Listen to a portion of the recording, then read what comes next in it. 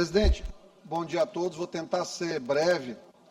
Boas notícias aqui, recebi do SAMU.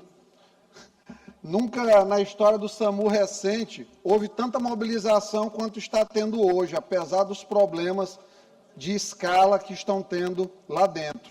Mas, pelo menos, de ontem para hoje, depois da denúncia, viu, Gilberto? Eles já resolveram não acabar com a suspensão do pagamento de férias dos médicos, que eles iam acabar, e também vão fazer agora uma situação muito mais favorável em termos de escala. Olha, me mandaram, se fizer uma visita, vão comprovar tudo. Só tem um banheiro funcionando aqui hoje. Ambulâncias paradas desde ontem.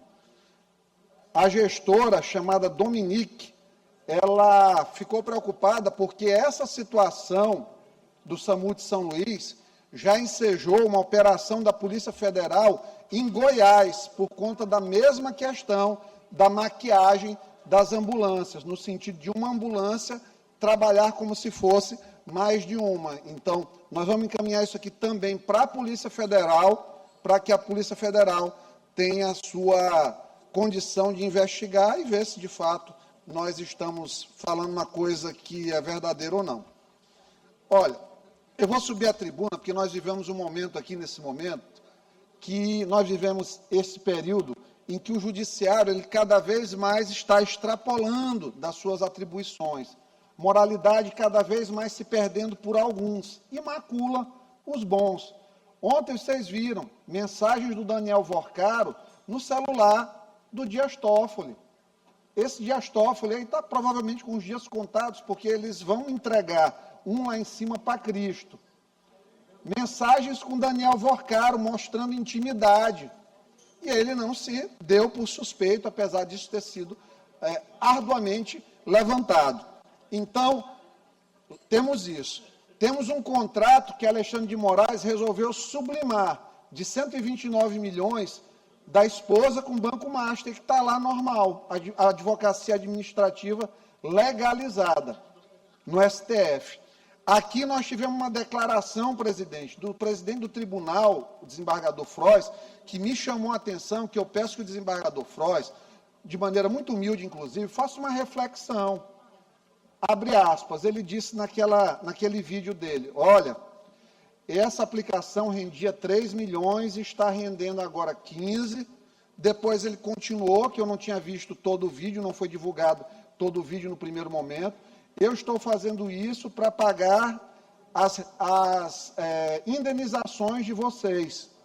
Ou seja, ele tirou de uma aplicação certa, sólida, no Banco do Brasil, para levar para uma aplicação que paga ali aproximadamente 5 vezes mais, se paga 1%, outra 5%. Acima de 2%, suspeite de atividade econômica ilegal. E ele simplesmente, sem ter formação econômica nenhuma, ou parecer do setor dele, financeiro, de algum economista, ou até um parecer externo mesmo, ele decidiu fazer o investimento. Mas o que me preocupou, desembargador Frois, é quando o senhor diz o seguinte, investimento, quem arrisca uma rentabilidade maior, tem risco. O senhor está completamente certo nisso. O senhor só se esqueceu de uma coisa, o dinheiro não é seu. O dinheiro é do Tribunal de Justiça, dos depósitos judiciais, são dos cidadãos, são dos precatórios. Não é um dinheiro meu que eu vou lá fazer aqui uma aposta na ação Embraer 3 para ver se ela vai me dar 5% aqui porque tem uma notícia positiva, porque vendeu a aeronave para os Estados Unidos. Não é isso. Com dinheiro que não é nosso, a gente tem obrigação legal, e o pior é que ele confessou isso num vídeo, o que é uma coisa grave, de que ele jogou no risco um recurso do tribunal, sabendo que uma aplicação com maior risco poderia levar, eventualmente, a alguma perda.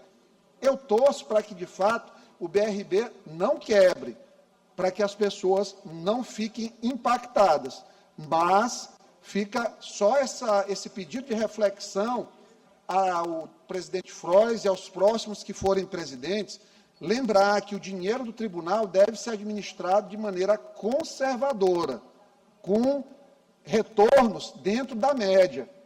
Os títulos mais confiáveis do mundo que eles dizem que não quebram são os títulos dos treasuries, dos americanos. Remunera 2 a 3% por ano. Então, querer 5% por mês e achar que fez uma grande coisa, de certa forma, mostra uma falta de inteligência financeira, e não estou me referindo pejorativamente, só para ficar muito claro, porque a gente tem que ter muito tato nesse tipo de fala. Também não estou insinuando nada, para deixar muito claro, que daqui a pouco vem outra interpelação judicial para eu dizer o que eu queria, o desembargador me perguntar o que eu queria dizer, para eu dizer o que eu já disse, de novo, é complicado. Mas é isso.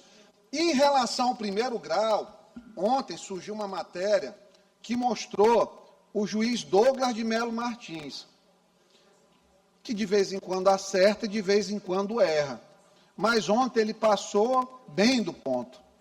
Ele ontem deu uma entrevista na rádio. Disse o magistrado: na vara de interesses difusos e coletivos, eu decido diariamente questões que afetam interesses econômicos e políticos. Minhas sentenças atingem grandes empresas, as maiores do Maranhão, e os poderes políticos estabelecidos em todos os níveis. É verdade, doutor Douglas. Decisões nessa área atingem interesses relevantes, mas isso não lhe autoriza a personificar esse embate institucional. Não é o senhor contra as empresas, porque se fosse o senhor contra as empresas, o senhor seria um vereador, um deputado ou um senador, porque este tipo de discussão é política e a LOMAN é clara. O magistrado deve ter discrição em entrevistas. O judiciário é um poder que deve se destacar pela autocontenção e não pelo embate institucional. Aí ele continuou: como não conseguem encontrar nada de errado para abrir um processo administrativo contra mim, querem extinguir minha vara. Já foram abertos alguns processos contra ele, mas o ponto mais grave está aqui. Quando o magistrado Wellington afirma publicamente que há uma tentativa de perseguição porque não encontraram nada de errado contra ele está transformando essa discussão que eles querem fazer uma mudança na vara de interesses coletivos e difusos e transformar numa vara de fazenda, como é na maioria dos estados do Brasil. Essa vara de interesses difusos e coletivos tem, no máximo, em 5 estados brasileiros. Na maioria ela não existe, mas ele está transformando uma possibilidade administrativa numa seara de perseguição institucional. Logo ele, que nunca foi parcial, no meu entendimento, suas decisões, como, por exemplo, naquela do lockdown, que ele, sem qualquer conhecimento de saúde pública, decidiu colocar a cidade, a ilha de São Luís, toda em lockdown. Uma medida completamente desarrazoada para aquele momento que se vivia. Medida completamente desarrazoada para o momento. Como ele colocou uma pessoa próxima a ele e tentou dar um verniz de legalidade e moralidade na indicação da interventora da FMF. Como ele marcou uma audiência para o prazo final que o ministro Flávio Dino deu para resolver a questão da FMF, no que tange o processo de intervenção. E ainda dizendo que vai nomear um co-interventor da CBF. Então ele transforma isso aí numa narrativa de perseguição. O debate ele é técnico e a questão é estrutural. Não pode virar um embate político, senão vem para cá para a Assembleia, doutor Douglas. Ele diz ainda assim: querem extinguir com a vara de interesses difusos e coletivos, que é uma coisa gravíssima. Estão propondo isso no tribunal e, acreditem, isso está relacionado aos interesses econômicos e políticos que são afetados por minhas sentenças. Quando o juiz, Braulio, ele associa ato institucional do tribunal a interesses políticos e econômicos sem uma prova formal apresentada, ele eleva o debate ao campo de suspeição generalizada. Aí eu pergunto, qual que é a mensagem disso aí para os jurisdicionados? Para as partes que vão ser julgadas por uma empresa, o que é que ela vai imaginar? Parcialidade.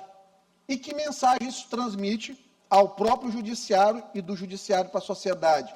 Juiz, doutor, não é ator político. Juiz não constrói narrativa de enfrentamento.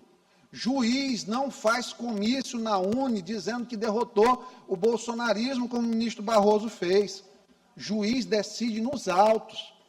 Vocês têm o poder de dizer faça-se, cumpra-se, mas também têm a obrigação de fazer isso nos autos, porque se vocês tivessem a liberdade de falar e externar isso, vocês não seriam juízes, vocês seriam deuses, e estão longe de ser.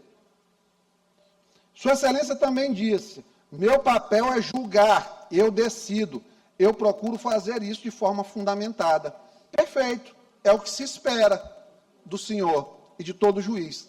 Mas logo depois ele afirma, tenho coragem de decidir, uma coisa que ninguém vai esperar de mim nunca, é que a omissão ou medo de decidir quando atinge interesses políticos e econômicos. Coragem é virtude, mas magistratura, doutor, não precisa mostrar coragem em microfone. Precisa demonstrar, sabe o quê? Equilíbrio, autocontenção. A independência judicial, ela não se protege com discurso de embate, protege com serenidade institucional, que é tudo que a gente precisa nesse momento que o país vive. Porque quando o senhor entra no campo de retórica de enfrentamento, o senhor leva a questionamento da sua própria imparcialidade. No meu entendimento, o senhor não tem mais condições de, inclusive, ficar à frente dessa vara por conta do conjunto da obra de Vossa Excelência. E nada contra a sua honra, é contra a sua atuação, realmente, mas tem a tal da inamovibilidade da carreira, né?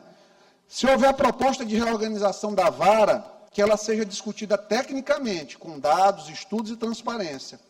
Agora, transformar isso numa tese de retaliação política, antes dos estudos administrativos, doutor, pelo amor de Deus, nós precisamos de juízes independentes, mas precisamos de juízes que compreendam que a força do judiciário está, na leveza, na discrição, não na exposição midiática. Democracia se sustenta com equilíbrio entre os poderes. Equilíbrio exige limites. Hoje eu não defendo ataque pessoal, eu defendo responsabilidade institucional. Porque, acima de qualquer pessoa, o senhor precisa pensar na credibilidade do judiciário. E isso não pode ser transformado em narrativa.